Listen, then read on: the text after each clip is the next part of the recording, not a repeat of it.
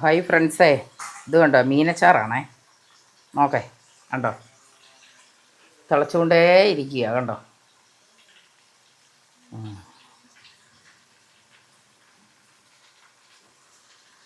മീൻ ഇങ്ങനെ എല്ലാം മസാല എല്ലാം പുരട്ടി വെച്ചേക്കുന്നത്.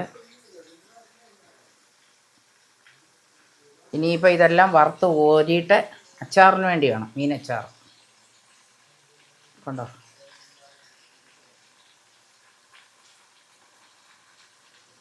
മോതമീനാണ്. ഇനിയിപ്പം മറ്റ് മസാലകളെല്ലാം റെഡിയാക്കിയിട്ടുണ്ട്.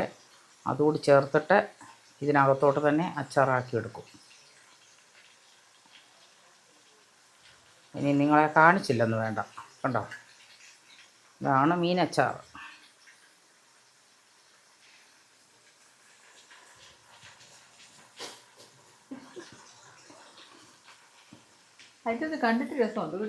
ഉണ്ടല്ലേ. ഇത് കണ്ടോ, വെളുത്തുള്ളി, അതിനു വേണ്ടിയുള്ള വെളുത്തുള്ളിയാണ് ഈ റെഡിയാക്കി വെച്ചിരിക്കുന്നത്. കണ്ടോ, വെളുത്തുള്ളി.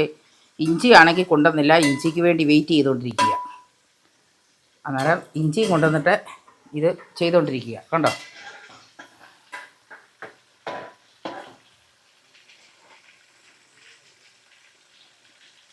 മീനച്ചാറ്.